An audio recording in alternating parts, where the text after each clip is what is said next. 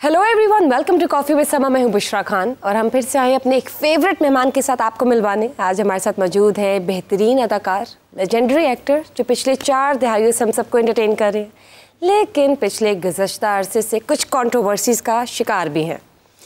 उनकी शख्सियत के वो ख़ास पहलू ऐसे हैं जिनसे हमें बहुत कुछ सीखना चाहिए, हमें ज़रूरत है और हमें फॉलो भी करना चाहिए। लेकिन समझ नहीं आती कि तमाम के तमाम लोग उनकी करियर की अचीवमेंट्स को डिस्कस करने की बजाय उनकी स्टेटमेंट्स को अपने ही अंदाज में पेश क्यों कर देते हैं। ये जानेंगे आज कॉफ़ी विद समा पे।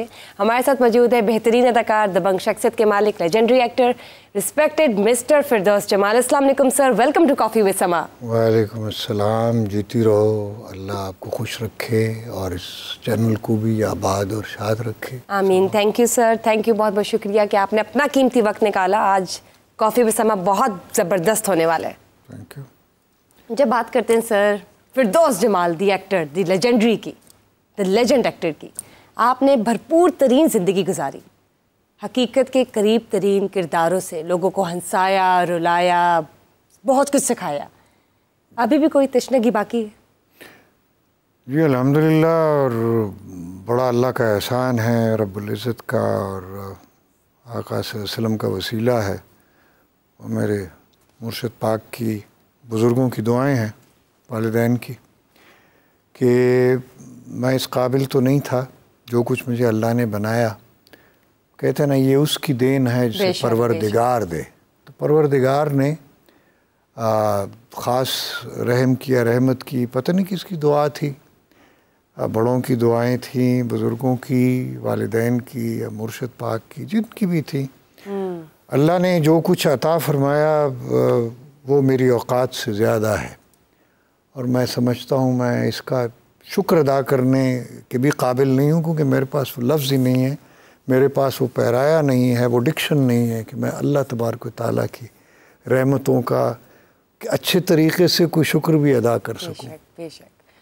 सर, जब बात करते हैं आपके बचपन की, ज़रा थोड़ा पास्ट में जब हम चले जाते हैं और जानना चाहूँगी बचपन में कैसा माहौल था घर का? पश्तून घराने का एक बच्चा, उसको क्या तब मालूम था कि वो एंटरटेनमेंट इंडस्ट्री का इतना बड़ा लेजेंडरी एक्टर होगा एक दिन?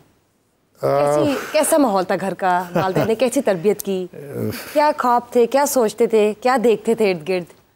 एक्चुअली ये मेरे वाले साहब का ख्वाब था जो मुझे उन्होंने मुंतकिल किया। मेरे वाले साहब फिल्मों के, उन ज़माने में टीवी तो था नहीं, जब उनकी जवानी थी, बड़ा लड़कपन था, तो वो इंडिया की भी फिल्में आती थीं ज़्यादातर, वो देखा करते थे अपनी जवानी, बचपन में, जवानी में। मेरे दादा भी अल्लाह नसीब करे, वो भी बहुत शौकीन थे फिल्म देखने के। Cinema was the only entertainment, right. हाँ, क्योंकि टीवी तो था नहीं, रेडियो था। तो रेडियो भी पता नहीं किस सन में आया, 50s में गालिबन आया या 40s में आया। पेशावर रेडियो जो है वो गालिबन 50s में आया होगा। तो मेरे दादा अल्लाह नसीब करे, मेरे बुज़ुर्ग जो हैं वो सुनते रहे, बड़े मतलब शौकीन मिजाज थे इस हवाले से कि they were music lover also, art lover थे। हालांकि इतने ज़्यादा पढ़े लिखे लोग नहीं थे, देवर बिजनेसमैन, लेकिन उस ज़माने में भी आर्ट्स कल्चर को बहुत ज़्यादा।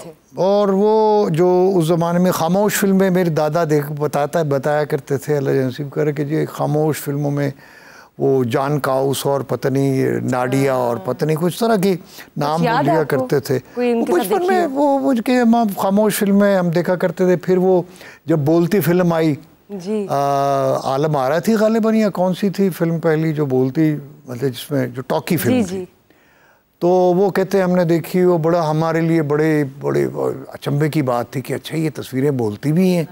तो फिर वो बोली, तो वो फिर आहिस्ता आहिस्ता फिर बहरहाल हमारे ज़माने में तो फिर टीवी आ गया। तो फिर टीवी कहते जब आया था, हम मतलब जब पहली बार टीवी आया हमारे मोहल्ले में, एक घर में आया, तो हम सब, वो पूरा मोहल्ला ही जो है ना, हम सारे बच्चे थे, छोटे थे हम, तो हम बैठ के देखते थे हैरत से कि यार ये डब्बे में आज ये तस्वीर कैसे आ रही है, ये क्या, कहाँ से आ रही है, ये किधर से आ रही है, कोई चक्कर नहीं है, ये बिजली की ये तारें लगी हुई हैं, इसमें से आ रही है, बिल्कुल ऐसा कैसे? वो मतलब हमारे लिए वो एक अजूबा था। तो ये तो पता ही नहीं था कि हमने खुद इसका हिस्सा एक दिन बनना है, इसी में काम करना है, इसी अजूबे में। तो बस वो एक, क्योंकि वालिद साहब बहुत शौकीन थे, मेरे दादा भी फिल्में देखने के, हालांकि वो 5 वक्त के नमाजी भी थे, लेकिन अंदर से वो आर्टिस्ट भी थे। मतलब आर्टिस्ट, प्रैक्टिकल आर्टिस्ट नहीं थे, लेकिन अंदर उनके यानी आर्ट लवर थे, आर्ट लवर थे। तो वालिद साहब भी मेरे जो हैं वो बहुत ज़्यादा आर्ट लवर थे, फिल्में देखने के। मतलब दादा तो नसीब कर वो तो खामोश फिल्में भी उन्होंने देखी हैं। फिर वालिद साहब जब, उन्होंने भी शायद लड़कपन में खामोश फिल्में देखी होंगी, फिर बोलती हुई फिल्में आई, तो उस ज़माने में इंडिया की फिल्में आती थी, तो पाकिस्तान इंडस्ट्री में फिर वो 65 की वॉर के बाद जो है वो इंडियन फिल्म बंद हो गई। तो मैंने बचपन में, जब मैं छोटा था 4-5 साल का, तो वालिद साहब मुझे साथ ले जाते थे फिल्म दिखाने के लिए। तो मुझे अभी भी कुछ फिल्मों के कुछ सीन्स जो है ना, कहीं मुझे, जैसे आन फिल्म थी, आबे हयात थी, जी, तो और कोई 1-2 फिल्में जो हैं याद है, जो मुझे उसके कुछ ग्लिम्पसेस याद है, जो बाद में फिर वो मैंने उस पे VCR पे, जब VCR आया तो वो फिर VCR पे मैंने वो फिल्में देखी, तो मुझे वो याद आया कि अच्छा ये सीन थे बचपन में। तो इस तरह से ये मेरी इब्तिदा हुई। चूँकि मेरे घर में ट्रेंड था फिल्म देखने का, यानी हालांकि 5 वक्त के नमाजी थे वालिद साहब भी, मेरे दादा भी, दादी भी, सब, लेकिन दे वर नॉट रिजिड पीपल। वो बहुत ज़्यादा रिजिड और ऑर्थोडॉक्स किस्म के मुसलमान नहीं थे, बल्कि दे वर वेरी प्रोग्रेसिव पीपल। हालांकि इतने ज़्यादा पढ़े लिखे लोग नहीं थे। दादा मेरा उनका होटल था ये खाने पीने का, तो फिर वालिद साहब मेरे जो है उनका ये मैकेनिक थे, वो स्पेयर पार्ट्स वगैरह और इसका रेडिएटर मैकेनिक भी थे।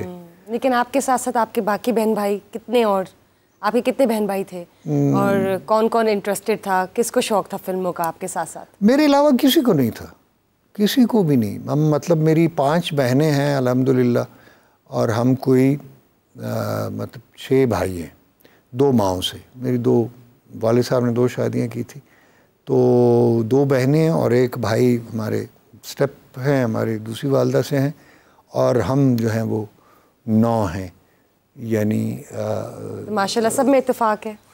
जी अल्हम्दुलिल्लाह, बड़ा अल्लाह का शुक्र है।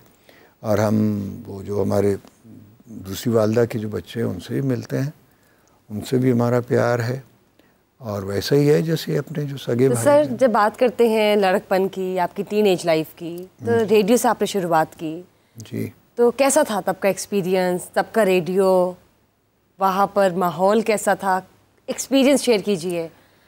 और आपका उर्दू में जो था, मतलब आप तो पश्तून थे। जी, मैं पश्तो स्पीकिंग। तो उर्दू इतनी फ्लुएंटली कैसे बोल लेते थे? शौक़, क्योंकि हम जो बचपन में फिल्में देखते थे, वालिद साहब भी, मैं 3-4 साल का था तब से मुझे वो लेके जाते थे गोद में। तो सर किसी से ट्रेनिंग नहीं आपने ली? खुद सीख ली उर्दू? हाँ, मैंने वो कोई मेरे, हम पश्तो स्पीकिंग है, घर में पश्तो ही बोलते वालिद साहब। ज़बरदस्त, आप तो फिर बॉर्न एक्टर हुए कि आपने खुद ब खुद उर्दू सीख ली। मैंने फिल्मों से, रेडियो से, ड्रामों से मैंने उर्दू सीखी। ज़बरदस्त। और फिर मैं किताबें उर्दू की पढ़ता था, स्कूल में भी ज़ाहिर उर्दू। तो उसके बाद फिर मैंने ये जो जासूसी किताबें नहीं होती, इब्ने सफ़ी और ये वो, ये मैं पढ़ता था बहुत ज़्यादा। अभी भी आप जिस तरह उर्दू बोल रहे, लग नहीं रहा कि आप पश्तून हैं। जब आप पश्तून बोलेंगे तो लगेगा कि शायद आपको उर्दू नहीं आती। हाँ, ये this is called being a great actor. पता नहीं ग्रेट है या क्या है, बस ये अल्लाह की देन, ये उसकी देन है जिसे परवरदिगार दे। बंदा कुछ भी नहीं है, जो कुछ वो करता है तो ये अल्लाह की उस पर मेहरबानी होती है, उसका हुक्म है, हुक्म इलाही, इज़्न रब्बी है, उसका इज़्न है। तो मुझे चूँकि हमारे ज़माने में जब हम छोटे थे तो उर्दू और पंजाबी फिल्में आती थी, तो इस वजह से मैंने ख़ास तौर पर उर्दू पे स्कूल में बहुत तवज्जो दी। जो घर में तो पश्तो बोली जाती थी या हिंद को कुछ बोली जाती थी, पश्तो खैर चूँकि हमारी घर की ज़बान तो पश्तो ही है। वैसे सराउंडिंग्स में इधर उधर जो है हिंद को स्पीकिंग भी थे, लेकिन हिंद को स्पीकिंग इनको में और उर्दू में बड़ा फ़र्क है। कुछ थोड़ी बहुत पंजाबी से मिलती जुलती है, लेकिन उर्दू बिल्कुल एंटायरली उससे लेकिन उस ज़माने में कोई फेवरेट कैरेक्टर्स आपके? मेरे बड़े फेवरेट आपने ली हो, जिनकी एक्टिंग करते हो शीशे के सामने? मैंने बड़ी वो मेरे उस्ताद ही बहुत हैं। मैं तो रास्ते पे चलते हुए लोगों से सीख लेता था। कोई फ़कीर है मांग रहा है, वो कैसे बैठा है, कैसे चल रहा है। कोई मज़दूर है, उसने कैसे बोरी उठाई हुई है। कोई अंधा है, वो मांग रहा है, वो कैसे मांग रहा है। मेरी तो सारी ज़िंदगी ऑब्जर्वेशन में गुजर गई, मुशाहिदे में ही गुजर गई। मैंने बचपन मेरा जो है वो इतना मुशाहिदा मैंने किया कि मैं एक मतलब कोई अंधा है, वो जा रहा है तो मैं उसके साथ जा रहा हूँ, उसको देख रहा हूँ वो क्या बोल रहा है, कैसे बोल रहा है। कोई फ़कीर है, मैं उसके साथ बैठ गया, उसके साथ गप लगा रहा हूँ। कोई मतलब है सफाई करने वाला है तो उसके साथ बैठ गया मैं। यानी जितने भी हमारे माशरे में इर्द गिर्द के किरदार थे, को मोची है तो मोची के साथ बैठा, मैं देख रहा हूँ ये टांका कैसे लगा रहा है, मतलब है वो कैसे सी रहा है, जूती कैसे गांठ रहा है। तो मैं तो जिस तरह नान भाई है, मैं रोटियां लेने जाता था ना नान भाई की दुकान पे, तो मैं देखा करता था कि वो कैसे पेड़ा बनाते हैं, कैसे वो लगाता है, कैसे वो तंदूर में वो लगाता है। ये सब मेरी ये कुदरत की तरफ से था। वो कहते ना, इंसादत बज़ोर बाजू नीस्त तो न बख्शत खुदाए बख्शिंदा। ये कोई ताकत से, कोई हुनर से, कोई ये एक दावा करता ना कि जी मैं बड़ा ज़हीन था, मैं बड़ा ताकतवर था, मैं फलाना था। जैसे एक पहलवान कहे कि जी मैं बचपन से बड़ा ताकतवर था। कोई ताकतवर नहीं होता, ये सब अल्लाह की देन होती है। इसे कोई ज़हीन नहीं होता, अल्लाह ताला जहनों में डालता है। सब चीज़ का सोर्स अल्लाह तबारक व तआला जो है ना, वो हर चीज़ पर इन्नल्लाह अला कुल्लि शैइन क़दीर, और अल्लाह हर चीज़ पर कादिर है। तो हम जो बोल रहे हैं या हम जो करते हैं, ये हमारा कमाल नहीं है। तो सर ये बताइए, आपने इतनी ऑब्जर्वेशन की, इतनी ज़्यादा ऑब्जर्वेशंस कर चुके हैं अब तक, कोई ऐसा करैक्टर जो अब तक आपने नहीं किया और मिसिंग है और आप करना चाहते हैं नियर फ्यूचर? बहुत सारे हैं। कौन कौन से बताइए? मतलब इस दुनिया में अरबों इंसान अल्लाह ने बनाए हैं, एक इंसान दूसरे से नहीं मिलता। तो अरबों किरदार हो गए ना, लाखों करोड़ों किरदार। अभी कोई है आपके जहन में कैरेक्टर जो आप कह रहे हैं कि मैंने किसी अपकमिंग प्रोजेक्ट में करना है, परफॉर्म? You never know. मैं आपको बताऊं, ये जो है ना, ये उसकी देन है, जिसे परवरदिगार दे। जो अल्लाह तबारक व तआला जब चाहता है तो वो हो जाता है। तो मैं ये दावा भी नहीं कर सकता कि आने वाले वक्त में मैंने क्या करना है और कौन सा किरदार करना है। ये तो प्लान ही नहीं था, ना हो सकता है, ये कुछ नहीं पता होता। तो बस ये हो जाता है, वो इट हैपन्स। कोई वो इसमें कमाल नहीं है किसी का, या कोई कहता है ना, ये बस ये हो जाता है। ये सारा अमल है कुन फयकून का। जैसे अल्लाह तबारक व तआला ने कायनात जब क्रिएट करनी चाहिए तो अल्लाह ने फरमाया कुन, हो जा, फयकून, और हो गया। सर ये बताइए, जब रेडियो के सफ़र की बात करते हैं तो रेडियो तक कैसे पहुँचे? रेडियो की दुनिया तक आप कैसे पहुँचे? रेडियो सफ़र कैसे तय किया? देखें, जब आप मंजिल का तयन करते हैं, रास्ते खुद ब खुद बिछ जाते हैं। रास्ते, कोई चैलेंजेस आपने फेस किए या डिटरमिन्ड थे? किस तरह पहुंचे? बहुत सारे। बगैर चैलेंज के, बगैर मेहनत के, बगैर कुर्बानी के कुछ नहीं मिलता। वो कहते हैं ना कि कुछ हाथ नहीं आता बे आहे सहरगाही। यानी ये जो अलग सुबह का रोना है ना, इसके बगैर ये कुछ हाथ नहीं आता। जब आप यानी अजानों से पहले आधी रात को अब जागते हैं और सोचते हैं, वो तो अल्लाह जो बंदे होते हैं, नेक बंदे, आधी रात को उठ के वो फिर जब नवाफिल पढ़ते हैं, फिर फजर तक, तो और अल्लाह से आहुजारी करते हैं। इसी तरह मैं सारी रात जाग कर सोचता रहा। मतलब सब सोए हुए होते थे और मैं जाग रहा होता था। गर्मियों में, और उस ज़माने में जब मैं छोटा था तो हमारे घर में उस वक्त एसी तो थे नहीं, पंखा होता था, एक पेडेस्टल फ़ैन, ऊपर कोठे पे हम सोते थे। तो पेशावर में तो चारपाइयाँ होती थी, उस पर वो गद्दे बिछे हुए होते थे, या ये जो सफ़ नहीं होती, फूड जिसको हम कहते हैं, जी जी, ये सफ़ बिछी होती, उस पर पानी डाल के हम सो जाते, और पेडेस्टल फ़ैन होता था, वो लगा होता था। तो इस तरह से तो मैं सारी आधी रात तक मैं सितारों को देखता रहता था। बड़े शफाफ, गर्मियों में वैसे भी कोई बादल तो होते नहीं, तो शफाफ आसमान था उस ज़माने में, और मैं सितारों को देखता था और उनमें मैं अपने आप को ढूंढता था कि मैं कौन सा सितारा हूँ। तो मैंने भी एक दिन सितारा बनना है।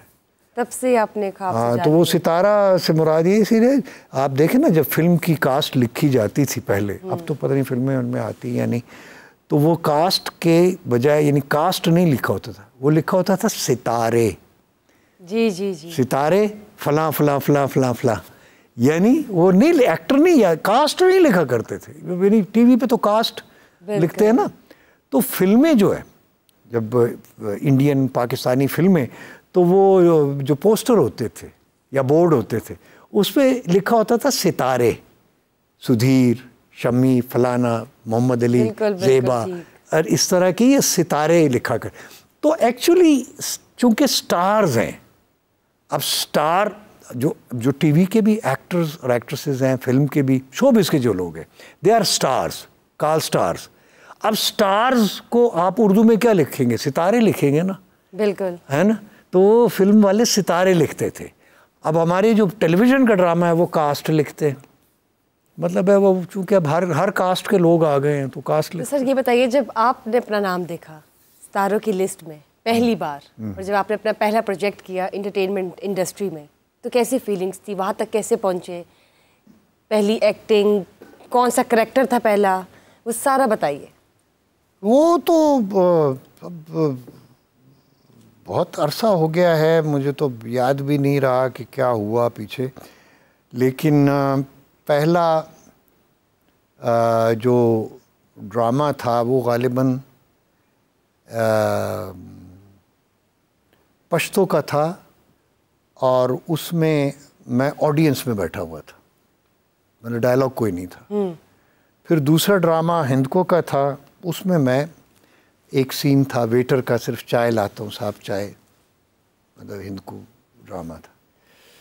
फिर जो पहला ड्रामा पेशावर टीवी जब बना, यानी पाकिस्तान टेलीविज़न पेशावर स्टूडियोज़, तो उससे पहले हम पिंडी से हिंदको और पश्तो के प्रोग्राम्स होते थे, वीकली 1-2 प्रोग्राम्स, तो वो हम जाते थे पेशावर में, ऑफिस होता था पीटीवी का, तो वो पेशावर से हम जाते थे वैगनों में, हमें भर के ठूंस के बल्कि वैगन में, तो हमें पिंडी तक का, पिंडी चकलाला पे स्टेशन होता था छोटा सा, रावलपिंडी इस्लामाबाद स्टूडियोज़, तो वहाँ पश्तो के प्रोग्राम्स होते थे, वीकली 1 या 2 प्रोग्राम्स होते थे, जिसमें पश्तो ज़्यादा प्रोग्राम्स होते थे। म्यूज़िक का एक प्रोग्राम होता था, एक ड्रामे का होता था, ड्रामा आधे घंटे का, 25 मिनट्स का या 30 मिनट्स का होता था। इसी तरह एक प्रोग्राम म्यूज़िक का होता था, उसमें आधे घंटे का। तो ये पिंडी टीवी से, चूँकि पेशावर टीवी नहीं बना था, फिर जो है 75 में गालिबन पेशावर टीवी बना। तो पेशावर टीवी का फिर पहला ही ड्रामा जो है, फर्स्ट प्ले जो है हिंदको का था, वो लाडले, तो वो इनाग्रेशन के दिन ही वो टेलीकास्ट हुआ था, यानी पेशावर टीवी का जो पहला ड्रामा है, जी जी, वो मैंने किया हुआ है। यानी पेशावर टीवी जिस दिन शुरू हुआ इनाग्रेशन के दिन, बात है। हाँ, वैसे शुरुआत मेरी जो है वो रावलपिंडी इस्लामाबाद स्टूडियो से हुई थी, चूँकि पेशावर के लिए पश्तो और हिंदको प्रोग्राम्स वहाँ से होते थे, तो बिगिनिंग वहाँ की थी। मुनव्वर तौफीक वो प्रोड्यूसर थी, उनका ड्रामा था, उसमें मैं छोटा सा, बल्कि एक्स्ट्राज में था मैं, तो बैठा हुआ था। तो इसी तरह पेशावर टीवी का जो पहला ड्रामा हुआ लाडले, उसका मैं हीरो था। दिलावर नदीम एक हमारे आर्टिस्ट थे, वो आजकल अमेरिका में है, वो और मैं थे दोनों लीडिंग में। तो इनाग्रेशन के दिन वो टेलीकास्ट हुआ था पेशावर टीवी का। तो ये बताइए सर, जब बात करते हैं आपकी शोहरत की, तो कब फील हुआ, ज़िंदगी के किस मोड़ पर आपको लगा कि आपको स्टारडम मिल गया है, आपके इर्द गिर्द फैंस हैं, या जब आप बाहर जाते हैं तो आपको फैंस मिलते हैं, आपको कब फील हुआ? एक्चुअली ये जो है ना, अगर आपके जहन में है कि जी लोग मुझे पसंद करते हैं और मैं स्टार हूँ और लोग मुझसे मिलते आने के लिए, आप अगर एक्सपेक्ट करते हैं तो आप एक्टर नहीं हैं, आप यू आर अ मॉडल और अ शोमैन, मतलब या शो बॉय आप कह लें। ये जो एक्टर बनना, आर्टिस्ट बनना जो है ना, एक्टर ख़ास तौर पे, ये फ़कीरी है, या कोई बड़ा आदमी जो बड़ा पॉलिटिशियन या बड़ा राइटर, बड़ा शायर, बड़ा एक्टर, जो अल्लाह तबारक व तआला, वो कहते हैं ना, actors and fools are born, they are not made. ये बेवकूफ़, अहमक और अदाकार ये पैदा होते हैं, बनाए नहीं जाते। तो इसी तरह अगर कोई दावा करता है कि जी मैं एक्टर बना हूँ, झूठ बोलता है। एक्टर पैदा होते हैं जो जेन्युइन एक्टर हैं। तो इसलिए मैं जब मुझे होश आया है, होश संभाला है मैंने, यानी थोड़ा बहुत मुझे इर्द गिर्द का जब पता चला, पहले तो बच्चा होता है ना, पता नहीं होता, माँ बाप ही होते हैं, फिर इर्द गिर्द का जब एहसास होता है तो उसमें फिर मैंने लोगों को नकल करना, उस तरह यानी कॉपी करना शुरू किया, अपने घर वालों को, घर के अफराद को, फिर क्लासरूम में अपने टीचर या स्टूडेंट्स और दूसरे जो लोग हैं आसपास के, उनको मैंने मिमिक करना शुरू किया। So mimicry is the first lesson of acting. ये जो नकाली है ना, बिल्कुल, इसको हम मिमिक्री कहते हैं। ये पहला सबक है, ये फर्स्ट लेसन है जी, पहला लेसन है, पहला सबक है अदाकारी के लिए। जो अच्छा मिमिक होगा, जो अच्छी नक्काली कर सकता होगा, वो अच्छा अदाकार भी होगा। शुरू में वो मिमिक करता है, जैसे मैं भी शुरू में जब थोड़ा होश संभाला हमने, तो मोहम्मद अली साहब की फिल्में हम देखते थे, वहीद मुराद की, बेग साहब की, नदीम साहब की। तो मैं मोहम्मद अली से बड़ा इंस्पायर हुआ, चूँकि वो ड्रामेटिक्स बड़ी थी उनमें, थिएट्रिकल। कौन सा कैरेक्टर उनका पसंद? उनका जो हमने देखी थी वो साइका एक फिल्म थी शुरू में, फिर हज़ार दास्तान, खामोश रहो, इस तरह की ये शुरू में फिल्में थी। फिर वहीद मुराद को देखा, उनके तो वहीद मुराद मुझे इतना ज़्यादा अपील नहीं करते, चूँकि वो रोमांटिक थे ज़्यादा, मैं ज़्यादा वो एक्शन पे, चूँकि पठान था ना, तो वो मुझे जो वो जंगजू हीरो सुधीर साहब, मोहम्मद अली साहब, इनकी जो जंग व जदल की जो फिल्में होती थी ना, एक्शन फिल्में, वो मुझे बड़ी अच्छी लगती थी। तो फिर बाद में बेग साहब आए, नदीम साहब, चकोरी उनकी देखी, तो वो मुझे थोड़ा सा रोमांटिसिस्ट, इसी तरह वहीद साहब भी, फिर वो रोमांटिसिज्म आहिस्ता आहिस्ता मुझ में आता गया। वरना शुरू में तो मैं वही पठान, वही जंगजू और जंगी फिल्में, इसलिए वाहिद साहब भी मुझे अक्सर जो एक्शन फिल्में होती थी अंग्रेज़ी, जी जी, लड़ाई मार कुटाई की ना, हिस्टोरिकल फिल्में, और बहुत वो मैं देखा करता था। कोई डायलॉग याद है आपको मोहम्मद अली की फिल्म का, या उनका किसी कैरेक्टर का, या किसी और? अभी मुझे याद नहीं है, भूल भाल गए, पता नहीं। अपना कोई फेवरेट डायलॉग याद है आपको जो अभी भी आपके साथ रिवॉल्व करता है? कोई फेवरेट कैरेक्टर आपका कौन सा? मेरा बरगे आरज़ू का एक मेरा किरदार था, अशफाक साहब और नसीब कर उन्होंने लिखा था। बरगे आरज़ू 14 अगस्त का एक ड्रामा था पीटीवी का जी। तो उसमें मैंने कोई 110 साल के बाबे का रोल किया था, और उस वक्त मैं गालिबन क्या कितना था, 28 साल का, 29 साल का हूँगा। 29 साल की उम्र में आपने 110 साल के बाबे का रोल किया। जबरदस्त। हाँ, तो उस पर मुझे फिर जनरल ज़ियाउल हक ने ख़त भी लिखा था, तारीफ़ी ख़त जो है, जो किसी सदर ने, पाकिस्तान के प्रेसिडेंट ने किसी एक्टर को लिखा होगा, औरों को भी लिखा होगा, लेकिन मेरे हिस्से में भी अप्रिसिएशन लेटर ये आया कि उस वक्त के जो प्रेसिडेंट थे ज़ियाउल हक साहब ने, उन्होंने भेजा आपको, उन्होंने ख़त लिखा, और उन्होंने उसमें लिखा था कि हमने आपका ये ड्रामा देखा और हमें फ़ख्र है कि आप जैसे फ़नकार अदाकार हमारे मुल्क में मौजूद हैं। ज़बरदस्त ज़बरदस्त। सर, उस कैरेक्टर का हल्का सा अगर हमें परफॉर्मेंस या थोड़ा सा करके दिखा दे, अगर आपको कुछ याद है उसमें। हाँ, मुझे अब याद तो नहीं है, लेकिन वो कोई कि तुम बच्चे हो, चूके हो कि तुम्हें हर वक्त किसी की मदद की ज़रूरत पड़ती है। कायद ने तुम्हें दोज़ख से निकाल कर मरगुज़ार में पहुंचा दिया। ये जो पाकिस्तान बना है ये मरगुज़ार है। तुम इस जन्नत की नेमतों से भी फैज़याब ना हो सके, ना शुक्र हो। जबरदस्त जबरदस्त सर, अमेजिंग, जबरदस्त। मैंने मतलब I was 20s, amazing amazing, perform this character of 100 years old man. तो वो गेटअप वेटअप खैर साथ था, उसके दाढ़ी और सारा कुछ होता है उसके रिक्वायरमेंट। 29 ईयर्स की एज में 27 अमेजिंग, जबरदस्त। एप्रिसिएशन लेटर क्यों ना मिलता आपको? थिएटर्स भी आपने किए हुए हैं। जी जी, थिएटर बहुत किया है मैंने। उस हवाले से भी बताइए कैसा एक्सपीरियंस था आपका? थिएटर तो हमारा ब्रेड एंड बटर था, सच्ची बात है कि हमें टीवी से इतने पैसे नहीं मिलते थे कि हम उससे अपना मतलब पेट भी भर सकें।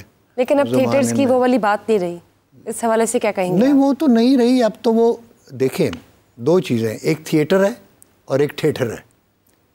तो अब जो चल रहा है वो थिएटर है, जो हम करते थे वो थिएटर था। राइट। तो कुछ कहना चाहेंगे? तो थिएटर में और थिएटर में बड़ा फ़र्क है। तो अब जो तब्दील हो गया है और जो थिएटर बन गया है, उस हवाले से आप क्या कहेंगे कि उसको वापस थिएटर बन जाना चाहिए या नहीं? वो एक ग़ालिबन शेख सादी का है या किसका, फ़ारसी का एक है कि अब्द दीगर अब्दुहू चीज़ें दिगर माँ सरापा इंतज़ार ऊ मुंतज़र। कि अब्द जो है फ़ारसी में, अब्द अरबी में भी बंदे को कहते हैं कि बंदा और चीज़ है। अब्द दीगर अब्दुहू चीज़ें दिगर, और ये जो अब्दुहू है ये तो कोई और ही चीज़ है। अब्द और अब्दुहू में क्या फ़र्क है? अब्द हम हैं, अब्दुहू कौन है? अब्दुहू व रसूलुहू, हमारे आका सल्लल्लाहु अलैहि वसल्लम वो अब्दुहू हैं और रसूल हैं।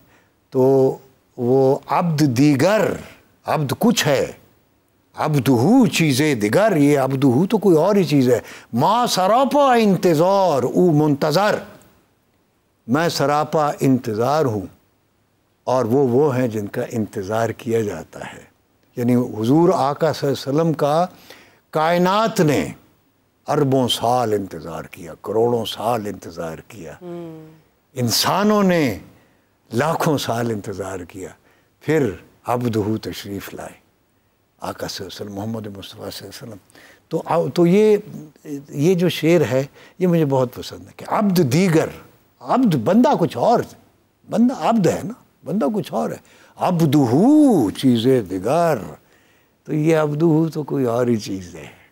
माँ सरापा इंतज़ार, मैं सरापा इंतज़ार हूँ, ऊ मुंतज़र, और वो हैं जिनका इंतज़ार किया गया, जिनकी पूरी कायनात मुंतज़र थी कब तशरीफ़ लाएंगे। बेशक बेशक, ये आका सल्लल्लाहु अलैहि वसल्लम का मकाम है। ये खैर उससे भी ज़्यादा है, हम तो गेज ही नहीं कर सकते, हम तो हिसाब किताब ही नहीं लगा सकते। आप सल्लल्लाहु अलैहि वसल्लम का जो मकाम है वो तो अल्लाह को पता होगा कि उनका क्या मकाम है। सर, जब बात करते हैं आपके साथ जिन एक्ट्रेसेस ने काम किया, कौन सी आपकी फेवरेट थी? किन के साथ आपको काम करना ज़्यादा अच्छा लगता था, या किन के साथ आपकी केमिस्ट्री बहुत अच्छी थी और आप कहते थे कि मुझे नेक्स्ट प्रोजेक्ट भी इन्हीं के साथ करना है? फेवरेट तो सारी बहुत अच्छी थी। हमारी शुरू में फेवरेट जो थी वो रूही बानो थी, फिर उनके साथ भी काम किया अल्हम्दुलिल्लाह। उज़मा आपा बहुत अच्छी, उनके साथ भी बहुत अच्छा काम। फिर जो बहुत अच्छी आर्टिस्ट आई सबा हमीद, वो फरजाना सिद्दीकी थी एक, तो सबा के साथ मैंने बड़ा काम किया और सबा मेरी फेवरेट थी। यानी फेवरेट मुराद काम के हवाले से कि जो वो जिस तरह से वो कैरेक्टराइजेशन करती थी, जिस तरह से वो परफॉर्म करती थी कैरेक्टर को, और जो केमिस्ट्री वो बना लेती थी। कौन सा ड्रामा या कौन सा रोल ऐसा था और आप दोनों का क्या करैक्टर था? बड़े हमने किए, मुझे याद तो नाम तो याद नहीं है, चूँकि अब मेरा वो हाफजा भी नहीं रहा, लेकिन बहुत ज़्यादा मैंने काम किया है। सबा के साथ तो बहुत किया, सबा हमीद के साथ तो बहुत मैंने काम किया है। सबा हमीद? जी, सबा हमीद के साथ। और एक हमारी आर्टिस्ट थी फरजाना सिद्दीकी, वो। फिर रूही बानो, जी, रूही बानो के साथ मैंने काम किया कुछ किरदारों में। She was amazing. वो अगर जब होश में होती थी ना तो बहुत बड़ी एक्ट्रेस होती, मतलब बहुत बड़ी आर्टिस्ट थी वो। और जब बेहोश होती थी या आउट ऑफ माइंड होती थी, यानी ज़हन उनका कहीं और होता था, तो फिर वो बहुत तकलीफ़देह भी होती थी। लेकिन मैं समझता हूँ कि बड़ी यूनिक और बड़ी अमेजिंग आर्टिस्ट थी रूही बानो। फिर ताहिरा नकवी, उज़मा आपा, कमाल, और बड़ी ये जो है अपना क्या नाम है, सबा हमीद जी, बड़ी अच्छी artist, amazing, very good no doubt. तो मैंने तो सबसे सीखा है। मैंने बच्चों से भी सीखा, जो मेरे साथ बच्चे काम करते थे ना, तो कैरेक्टर मैं उनको देखा करता था, उनसे भी सीखता था और इन सब से भी सीखता था, फेलो एक्टर्स और एक्ट्रेसेस से। So I am still a student. जब तक आप तालिब इल्म रहते हैं ना, स्टूडेंट रहते हैं, तो आपका लर्निंग प्रोसेस चलता रहता है, आप सीखते रहते हैं। बिल्कुल ठीक बात। अल्लाह आपको बरकत डालता रहता है। और जब आप कहते हैं कि मैंने सीख लिया है और मैं बन गया हूँ कुछ, उस वक्त आपकी जर्नी ख़त्म हो जाती है। You are right, absolutely right. Sir, आपने इतने बेहतरीन शानदार कैरेक्टर्स किए हैं, इतने बेहतरीन ड्रामास किए हैं, ये बताइए हम आपको दोबारा स्क्रीन पर कब देख रहे हैं? काफ़ी अरसा हो गया आप स्क्रीन पर नहीं आ रहे। देखें, स्क्रीन पर हम आपको कब दोबारा देख रहे हैं, ये बताइए। देखें, ये जो रिज़्क़ है ना, ये अल्लाह की तरफ से मिन जानिब अल्लाह है और नसीब से है। तो ये जो काम है ये भी रिज़्क़ है, तो ये नसीब से होता है। जब नसीब में होगा अल्लाह तबारक व तआला सबब बना देगा और काम शुरू। चूँकि अब यहाँ लाहौर में काम हो नहीं रहा, यानी प्रोडक्शंस नहीं हो रही, प्रोडक्शन हाउसेस सारे कराची मुंतकिल हो गए हैं। और मेरे साथ ये मसला है कि मैं ज़्यादा देर कराची में नहीं रह सकता, तो मेरे बच्चे यहाँ पे हैं और घर यहाँ है। मैं सबको तो शिफ्ट करने से रहा, तो बस मैं थोड़े दिन के लिए जाता हूँ, कोई अच्छा प्रोजेक्ट होता है करके तो आ जाता हूँ। और अच्छा, वहाँ पे लोग बहुत अच्छा काम कर रहे हैं, इन्वेस्टर भी वहाँ अच्छे हैं, प्रोडक्शन हाउसेस बहुत अच्छे हैं, बड़ा अच्छा काम हो रहा है कराची में। और I love to work there. मैं बड़ा काम किया है, बड़े सीरियल्स वहाँ से मैंने किए हैं। तो मैं चूँकि ज़्यादा लाहौर में होता हूँ और लाहौर से मेरा एक रूहानी ताल्लुक़ है बिकॉज ऑफ दाता साहब रहमतुल्लाह अलैह। दाता गंज बख्श अली अजवेरी हैं, मियां मीर सरकार हैं और बहुत सारे अल्लाह वाले हैं। वहाँ भी कराची में भी अब्दुल्ला शाह गाजी हैं और बहुत सारे वहाँ पे हैं, अल्लाह वाले हैं। शहबाज कलंदर सेवन शरीफ में, और मतलब सिंध भी दरवेशों की वो है, धरती है फ़कीरों की। तो दोनों जगह, लेकिन ये है कि कराची में ज़रा, चूँकि मेरा घर, मेरे बच्चे यहाँ हैं और पेशावर भी करीब है, मेरे सारे बहन भाई रिलेटिव्स वो पेशावर में होते हैं। कराची से मतलब मुश्किल हो जाता है, ज़रा सा लंबा सफ़र बनता है बाय रोड, और जहाज़ का किराया कभी होता है कभी नहीं होता। तो सर ये बताइए, एक चैनल ने आपको बैन भी किया है, इस हवाले से आप क्या कहेंगे? वो चैनल जाने, उसका काम जाने, वो अंगार जाने थे लोहार जाने तू पुंदाने। तो आपने कभी जानने की कोशिश नहीं की या क्या वजह? नहीं, वो उनका नुकसान है, मेरा तो नहीं है। मतलब क्योंकि आपने किसी ने कमेंट किया था, they lost a talent, they lost फिरदौस जमाल। तो फिरदौस जमाल दूसरा पैदा करके दिखाए ना। Absolutely sir. तो वो अगर उस चैनल में इतनी पोटेंशियल है, बड़े ड्रामे, कोई भी फॉर इंस्टेंस कोई फिरदौस, एक फिरदौस जमाल बना कर दिखाएं, एक भी, ये सब मेरे रब की देन है, अल्लाह की मेहरबानी है। और उन पे भी अल्लाह की मेहरबानी है कि उनको ये वो कहते हैं ना, अंधे हाथ बटेरा, वो अंधे के हाथ में बटेरा आया हुआ है, उनको समझ नहीं आ रही इसको खिलाना कैसे है, तो उनके हाथ चैनल आ गया है, तो उनको पता ही नहीं है कि आर्टिस्ट क्या होता है। वो ये समझते हैं कि जी वी आर मतलब हम नऊज़ुबिल्लाह मिन ज़ालिक खुदा बन गए हैं शो बिजनेस के। तो हमारे पास चैनल है, हमारे पास पैसा है, तो ये कब तक रहेगा और वो कब तक रहेंगे? सर हम कब तक रहेंगे? हुमायूं सईद के हवाले से कहा था कि आप उन्हें एक्टर नहीं मानते, तो क्या इस वजह से उन्होंने आपको बैन कर दिया? नहीं, कोई ऐसी कंट्रोवर्सी? नहीं, मैंने हुमायूं सईद ने आपसे कभी खुद डायरेक्ट गिला किया इस हवाले से? नहीं, कभी नहीं किया। उसको पता है अपनी पोटेंशियल का। मतलब ये लोग थोड़ा सा मिसअंडरस्टैंड करते हैं। दो किस्म के, देखिए, दो किस्म के परफॉर्मर्स होते हैं, एक आर्टिस्ट होते हैं और एक स्टार होता है, ठीक है। आर्टिस्ट वो होता है या एक्टर जो होता है वो जेन्युइन एक्टर होता है, और ज़रूरी नहीं है कि वो स्टार हो। और स्टार का भी एक्टर होना या अच्छा एक्टर होना ज़रूरी नहीं है। फ्लूक तो किसी का भी लग सकता है।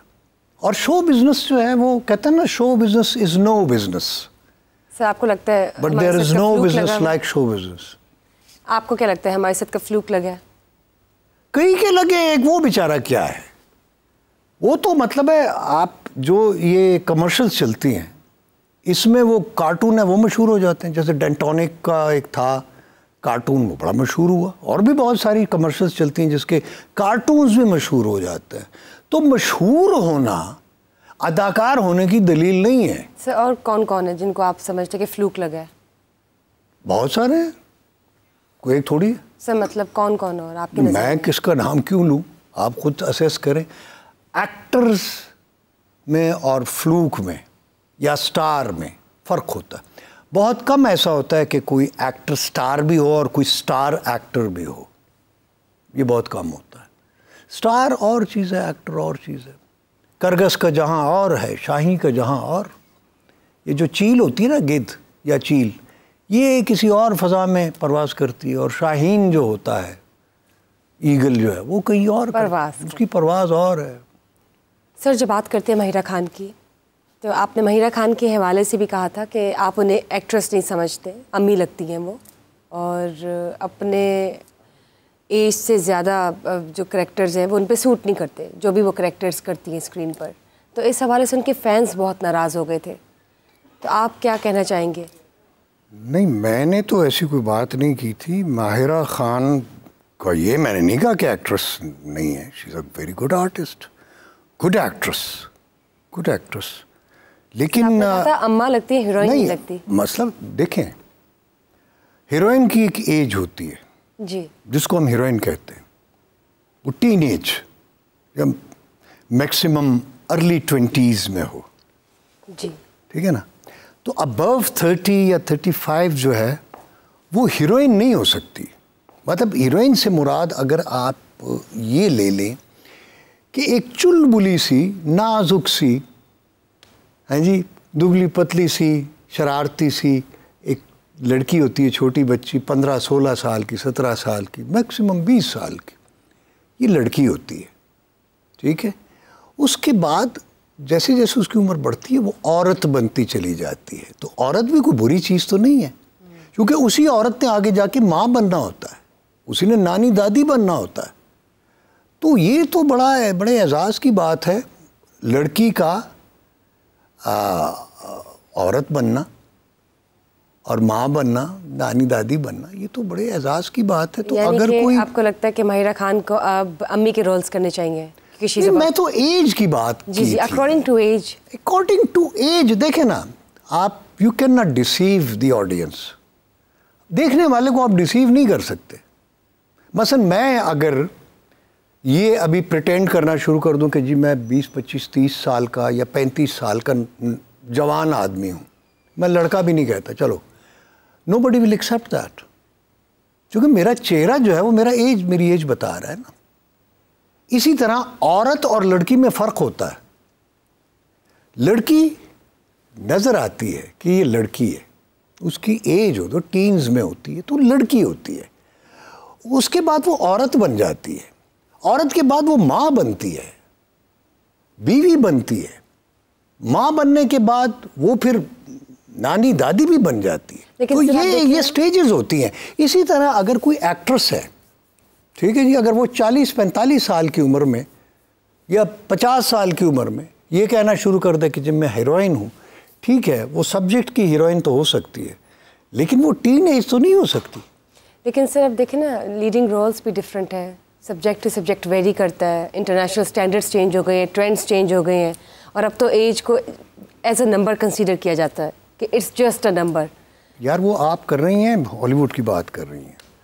आप इवन इंडिया में देख लें, आप मुझे बताएं कि कौन सी ऐसी मतलब है 40 साल की औरत है जो हीरोइन है या वो लड़की बन जाती है। वो लड़कियाँ ही आती हैं वहाँ पे, टीन एज ना हो, 20s में होती है, अर्ली 20s में होती है।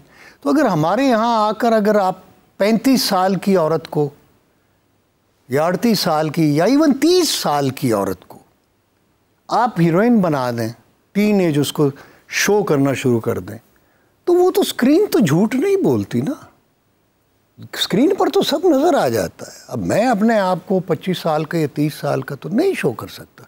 मैं कहूँ मैं प्रिटेंड कर लूँ, नहीं होगा, क्योंकि मेरे फीचर्स, मेरी एज। आपको क्या लगता है कि सर अब जो ड्रामाज आ रहे हैं उनमें क्या है, परफेक्ट आ रही हैं एज के हिसाब से हीरोइंस बनकर, या उनके अलावा भी कोई ऐसी हैं जो कि आपको लगता है स्क्रीन को धोखा देने की कोशिश की जा रही है? मैं अभी तो मैं देखता नहीं हूँ ड्रामा, मैंने बहुत कम, एक आध कहीं देखा होगा, कभी कभार देख लेता हूँ। से कौन सा अभी आपने? अभी मैंने कोई रिसेंटली कोई देखा नहीं है, लेकिन ये है कि मेरा अपना ये नज़रिया है कि ख़वातीन को ख़ास तौर पे, वो लड़कियों को, लड़की अगर है तो लड़की का रोल करे, अगर वो ओल्ड कैरेक्टर करना चाहे गेटअप करके वो कर सकती है। लेकिन सर अब जो हीरोइंस आ रही हैं, लेकिन अगर कोई 30s में है तो वो टीनेज लड़की नहीं करना चाहिए उसको, नहीं लगती ना, मतलब एक्सेप्टेंस नहीं है जी। तो टीनेज जो कैरेक्टर जो लड़की के वो टीनेज करे, 20s में, अर्ली 20s में जो हो वो भी कर सकती है अगर वो फिट है और वो लगती है। अपीयरेंस देखे ना, आप स्क्रीन को धोखा तो नहीं दे सकते ना, ये कैमरा है। तो सर आपकी नज़र में असल हीरोइन कौन है जो पाकिस्तान में वाकई एज ए हीरोइन काम भी करी, ड्रामाज में आ रही है? आप किसको मतलब उस लिस्ट में या उसको कैटेगरी में आपकी फॉल करती है, या उसको 10 आउट ऑफ 10 आप देना चाहेंगे? अभी मैंने बड़ा अरसा हो गया अभी टीवी नहीं देखा, और टीवी से मुराद मैंने पीटीवी नहीं देखा, या जो अपने हमारे चैनल्स हैं वो मैंने नहीं देखे, अरसा ही हो गया है, क्योंकि मैं ज़्यादा वो यूट्यूब वगैरह इधर वो हानिया आमिर, सजल अली, सबूर मैंने नहीं देखा। मैं अभी झूठ क्यों बोलूँ? यमुना जैदी हैं, वो होंगी, सुना है, नाम सुना है, और एक आध ने शायद मेरे साथ काम भी किया हो, यमुना जैदी, या आपने बताया, इसने मेरे साथ शायद काम नहीं किया, लेकिन नाम मैंने सुना हुआ है। तो अगर उन्हें लोग हीरोइन एक्सेप्ट करते हैं टीन एज या अर्ली 20s में तो ठीक है, फबे, और अगर वो लगती भी है, चाहे वो 40 साल की हो, अगर वो टीन एज लगती है या अर्ली 20s में लगती है और एक्सेप्टेबल है तो शी शुड वर्क। और अगर एक नहीं लगती, मतलब उसकी अपीयरेंस नहीं है, क्योंकि स्क्रीन जो है वो झूठ नहीं बोलती। मेरी जो एज है, मैं चाहे कितना भी मेकअप कर लूँ, गेटअप कर लूँ, मैं स्क्रीन पे जब आऊँगा लोग कहेंगे कि जी इसकी ये एज है। इसी तरह लड़कियों की एज तो बड़ी जल्दी पकड़ी जाती है। तो लड़की और हीरोइन मानते हैं कि जो हानिया में है, सबूर अली, औरत में फ़र्क है। सर इनको आप कंसीडर करते हैं कि दे आर डूइंग राइट? मुझे मैंने नहीं देखा ना, मैं देखता ही नहीं ना। ठीक, मैंने आपने जो नाम लिए हैं मैंने सुने हुए हैं, लेकिन मुझे ज़हन पे भी मैं जोर देता हूँ तो उनकी शक्ल मेरे सामने नहीं आ पा रही, क्योंकि मैं देखता नहीं हूँ। चलिए सर, जब बात करते हैं आपकी पर्सनल लाइफ की, तो ये बताइए कि आप पश्तून घराने से हैं जी, लेकिन आप में पंजाबियों जैसी आकर है, इसकी क्या वजह है? आकर तो पठानों वाली है, अगर वो पंजाबियों से मैच करती है तो फबेहा, अच्छी तो बात। फैमिली में कोई ऐसा था या आपकी नेचर डिफरेंट है, या फादर स्ट्रिक्ट? नहीं, मेरे फादर, मेरे आबा व अजदाद, मेरे चचा, मेरे मामू, खुसूसन मेरे इकबाल मामू मेरे बड़े फेवरेट भी थे वो, और बड़े स्ट्रिक्ट थे वो। उनकी आवाज़ आती थी, आ लखा तू ऐसी हो, तो हम छोटे छोटे होते थे, हम छुप जाते थे कोनों खुदरों में कि वो मामू आ गए। इसी तरह हमारे वाले साहब, इसी तरह मेरे चचा जो हैं, तो वो हम छुप जाया करते थे। यानी इतना उनकी इतनी दहशत थी हम पे, इतने यानी सख्त लोग थे। लेकिन सख्ती से मुराद ये कि वो हमें को मारना शुरू कर देते थे, वो प्यार भी बहुत करते थे, लेकिन एक डिसिप्लिन था। पश्तूनों का एक डिसिप्लिन होता है, एक अदब होता है। मसलन हम अपने बुज़ुर्ग जो हमारे जिस चारपाई पर बैठे होते हैं ना, हम उस चारपाई पर नहीं बैठते उनके साथ, वो बदतमीज़ी समझते हैं, मतलब है। तो हम उनसे अलग ज़मीन पर बैठ जाते हैं, दरी बिछी होती है या कालीन, उस पर बैठ जाते हैं, या पीछे कोई चारपाइयाँ पड़ी हुई हैं तो उस पर हम बैठ जाते हैं। इतना डिसिप्लिन्ड है आपकी फैमिली में थ्रू आउट शुरू से। पश्तून, ये कल्चर है हमारा, ये पश्तूनों का कल्चर है, पठानों का। लेकिन सर जब हमजा की बात करते हैं आपके साहबजादे की, तो उन्होंने अपना एक रीसेंट इंटरव्यू दिया है, एक वीडियो बयान दिया है, वीडियो स्टेटमेंट दी है कि उनकी जो वालदा है, आपकी जो मिसेस, वो खुश नहीं थी आपके साथ। कुछ उन्होंने पर्सनल मतलब गिले शिकवे किए हैं थ्रू वीडियो। इस हवाले से आप क्या कहेंगे? यार बात यह है कि 1,24,000 पैगंबर आए दुनिया में इंसानों को, सही रास्ते पर लगाने के लिए। कितने लोग सही रास्ते पर हैं? कितने लोग हैं? कितने कुफार अब भी हैं? कितने जालिम अब भी हैं? कितने बेईमान लोग अब भी हैं? कितने बदबख्त लोग अब भी हैं? तो मैं तो बड़ा आजिज़ सा बंदा हूँ, मैं तो अल्लाह का बड़ा, मैं किसी को क्या ठीक कर सकता हूँ और किसी को अपने रास्ते पे कैसे चला सकता हूँ? मुझ में ये ताब, ये मजाल, ये ताकत नहीं मुझे। तो मैं अगर मतलब है कोई मेरे मुताबिक या मेरे जहन के मुताबिक या मेरे रहन सहन के मुताबिक जैसे मैं चाहता हूँ वैसे नहीं रहता या वैसा नहीं है, तो मैं खुद अलग हो जाता हूँ, बजाय इसे कि मैं उसको उस पर ज़बरदस्ती करूँ, जबर करूँ और उसको अपने रास्ते पे लाने की कोशिश करूँ। ये मुझसे नहीं होता, मैं खुद रास्ता बदल। तो सर आपने अपनी फैमिली को खुद डिसऑन किया या आपकी फैमिली ने आपको डिसऑन किया? किसी ने किसी को डिसऑन नहीं किया, ना मैंने उन्हें किया ना उन्होंने मुझे किया। बस तो ये है, जुदा कैसे हो गए? मैं बस चूँकि मेरी अपनी एक रूटीन है। देखिए ना, एक बंदा है तो सर आप वो सारी रात जागता है, सपोज फैमिली को छोड़ दी इस वक्त जबकि फैमिली की सबसे ज्यादा जरूरत होती है। नहीं, मैंने फैमिली को नहीं छोड़ा, फैमिली को नहीं छोड़ा। फैमिली को किसने छोड़ा? फैमिली अभी भी मेरी फैमिली। क्या मतलब खून का रिश्ता कोई ऐसा थोड़ी है कोई कागज़ का टुकड़ा है आप फाड़ लें? नहीं, वो मेरे मतलब मेरा खून है, मेरी औलाद जो है, मेरी बेटियाँ, मेरे बेटे मेरे वजूद का हिस्सा है। इसी तरह मेरी बीवी भी है। आप खफा हैं अपने बच्चों से, अपनी औलाद से? खफा नहीं, हर्ट है या अपनी मिसेस से तो कोई गिला शिकायत? थोड़ा बहुत हो सकता है, लेकिन इसका मतलब ये नहीं है कि मैं उनसे अलग हूँ। वो मेरे वजूद का हिस्सा है, मेरे अपने हैं और मेरे वजूद का, मेरे जिस्म का, मेरी रूह का हिस्सा है। तो वो इस दुनिया में अगर मेरी औलाद आई है तो जाहिर है उसकी वजह भी मैं और मेरी बीवी हैं। तो बीवी मेरी, उसने मेरी बड़ी खिदमत की है, मेरे बच्चों को उसने पाला है। सबसे बड़ी बात यह है कि उसने तकलीफ़ें सही हैं, लेकिन सर वो ये क्यों कह रहे हैं कि आपकी मतलब आपकी मिसेज आपसे खुश नहीं थी, खुला ले रही हैं या लेना चाहती हैं या ले ली है? कुछ ऐसे बयानात आ रहे हैं फैमिली की जानिब से, इस हवाले से आप क्या कहेंगे? आई डोंट नो, मुझे अभी तक कोई इन्फॉर्मेशन नहीं है और न ही मैं इस फेवर में हूँ। ना मैं, अगर डिवोर्स देनी होती मैं कब की दे चुका होता, अगर खुला मेरी वाइफ ने लेनी होती तो कब की ले चुकी होती। जब बच्चे हो जाते हैं ना, अब हमारे 4 बच्चे हैं अल्हम्दुलिल्लाह, 2 बेटे 2 बेटियां हैं, अल्लाह उन्हें सलामत रखे। तो जबकि वो जवान हो गए हैं, अब वो शादी शुदा हैं, दोनों बेटे मेरे, बच्चियां भी माशाल्लाह वो भी इस काबिल हैं शादी के। तो इस उम्र में आके हम मतलब है इस तरह की फजूल छछोरी हरकतें करें, ये अच्छा नहीं लगता। क्या ज़रूरत है हमें, क्या तकलीफ़ क्या है मुझे? तो सर ये जो नोक झोंक है या थोड़ी बहुत गिले शिकवे है, इनको दूर हटाने के लिए कोई और फैमिली रिलेटिव ने मदद की हो या कोशिश की हो या रिकन्सिलिएशन की तरफ किसी ने मामला या हाथ बढ़ाया हो? वो असल में उनको मेरी फितरत का पता है। I am a very Moody person. जिस तरह मैंने आपसे कहा, हाँ मैं मूडी हूँ। कि आप जरा गुस्से के तेज और मूड का बंदा हूँ। हाँ, मेरा मूड आ जाए तो मैं सारी दुनिया आपको दे दूँ, ना आए तो एक ढेला भी ना दूँ, ठीक है?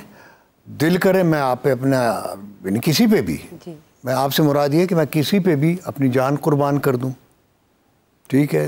दिल ना करे तो मैं एक कतरा खून का ना बहाऊँ। तो ये मतलब it varies person to person. और मेरी अपनी, मैं असल में चूँकि आर्टिस्ट हूँ, अल्लाह ने पैदा किया, मेरी रूह आर्टिस्ट है, फ़नकार हूँ मैं, अदाकार। तो आप लोग मुझे कहते हैं करने वाले हैं बहुत जल्द इंडस्ट्री में। नहीं, कम बैक तो ज़रूरत नहीं है मुझे, आई एम ऑलरेडी देयर।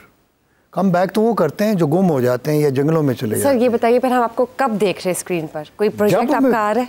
जब कोई अच्छा प्रोजेक्ट आएगा, जब मेरा नसीब होगा और अच्छा प्रोजेक्ट आएगा और जब कुछ लोगों में भी अक्ल आएगी कि कोई अच्छा आर्टिस्ट भी मतलब कास्ट कर ले, अच्छे सारे ही अच्छे हैं माशाल्लाह, तो कोई जो मेरे करने वाला कैरेक्टर होगा।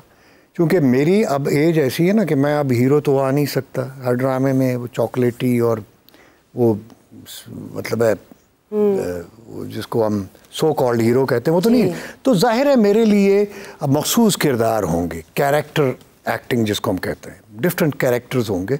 आई love to perform different characters. लेकिन कोई ऐसा राइटर जो आपका फेवरेट है जिसके ड्रामा में आप काम करना चाहते होंगे, जिसकी स्क्रिप्ट बहुत अच्छी है, आपको पसंद आती है? बहुत सारे हैं। कौन से? मसलन नदीम सैयद हैं, और जो है फातिमा सुरैया बजिया हैं, वो दूसरी जो खातून हमारी हैं।